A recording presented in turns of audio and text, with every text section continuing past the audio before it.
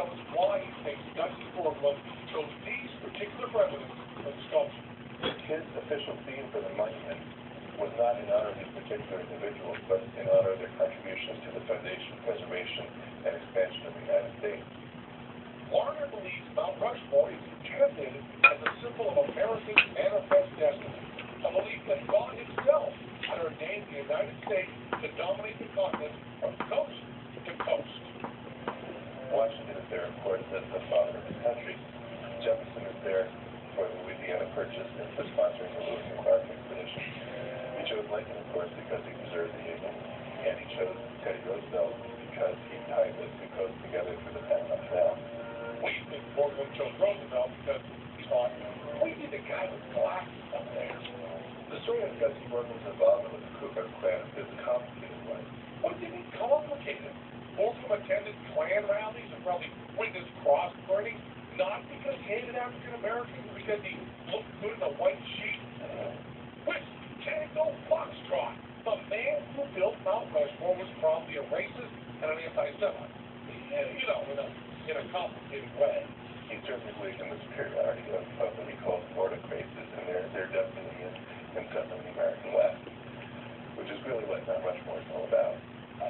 Let's check back with the Patriot Games. But my question would be, not all people patriots work in radio movies. Some have offices with books, leather books. I love the smell of leather books. And that's not creepy at all. Victor Davis Hanson, CFO at the Hoover Institution, Stanford University, Stanford, California.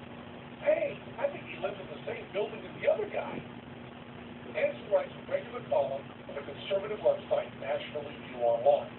He's also written, credited 16 books, and he's going to tell us the origin of the word patriotism. Patriotism from the Latin word patria means a collective country, a group of people that decide to live within common borders and have common aspirations. The Latin word patria literally translates to fatherland, a word that Hitler really thought of, because in Germany, father always came best, and that father was a motherfucker. To me, patriotism is reverence for your country and its traditions, reverence for the past. Remember, there's also the other worry that you have no patriotism. Sort of you're soulless, or you don't believe in anything, or you don't think that there's anything unique or exceptional about your culture. That's the feeling I get when I go to Europe.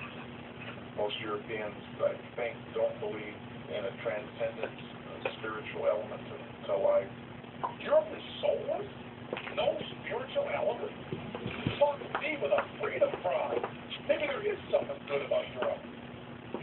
The reason I think that people are reluctant to stand up and question government is they come to the point where they look at government as a parent, or even worse, as a god. I'm Jacob Hornberger. I'm president of the Future of Freedom Foundation. But if you've got an entire nation of people saying, I've got to support the government, right or wrong, I've got to support the government, then you're going to have a government that's going to start rotting from the inside. That's not going to be a healthy society. That's a society that's headed toward disaster. Hornberger is a former attorney who founded the Future of Freedom Foundation in 1989 to promote individual liberty and limited government. Luckily, his understanding of political philosophy is better than his piano playing. Well, the Founding Fathers understood that government has a propensity to attract people that like power over the lives of other human beings. And so the Constitution and the Bill of Rights is a testament to the importance of keeping those people in government in check.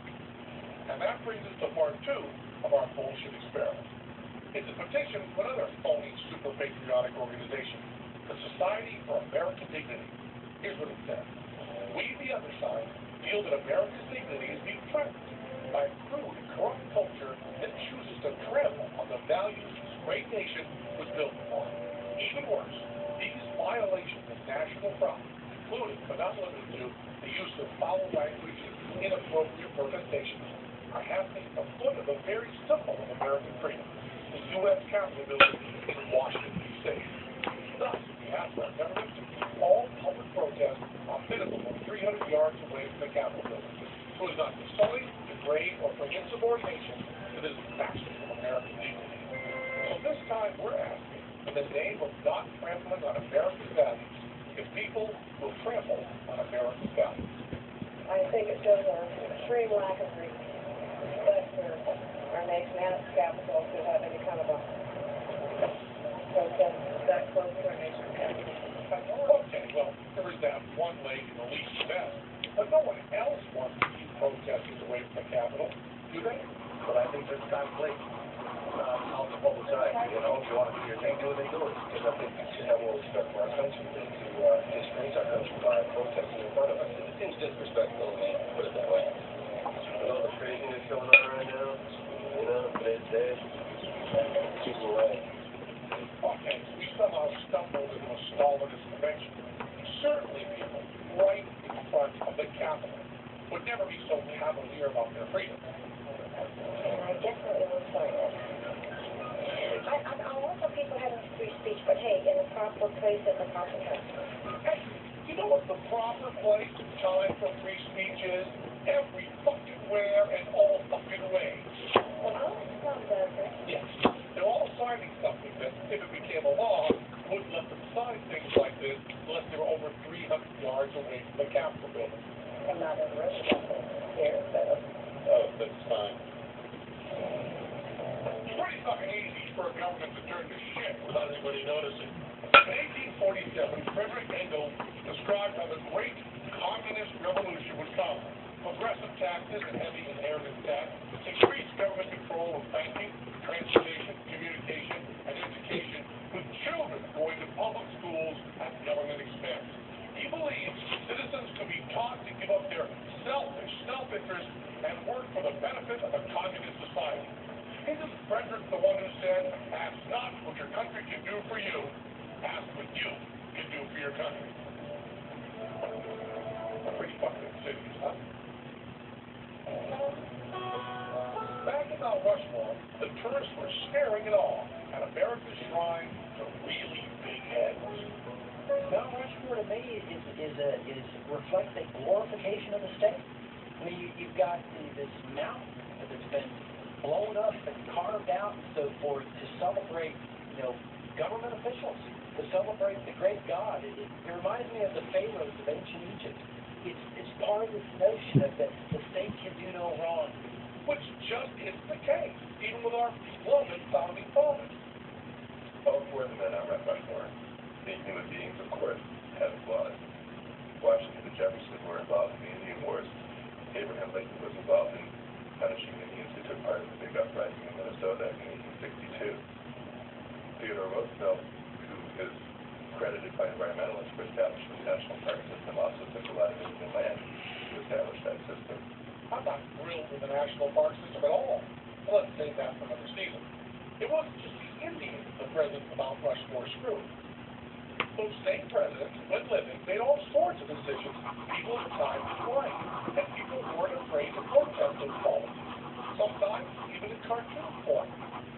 In our country, and I'm going to get kind of patriotic here, it's legal to mercilessly make fun of the most powerful man in the land. Do you think Roosevelt liked it when he was taken to task for running for an unprecedented third term as president? Lincoln almost divided the Republican Party with his anti-slavery plank in 1860, and probably didn't think this was very funny. And what do you think Jefferson thought when he saw this cartoon of the devil butt-fucking? Or maybe he's just coming. I can't know. We live in a fucking great country. Too bad a lot of people forget what made it so great is our fundamental right to express even the most fucked up thoughts without having to ask anybody's permission. Except the president showed up.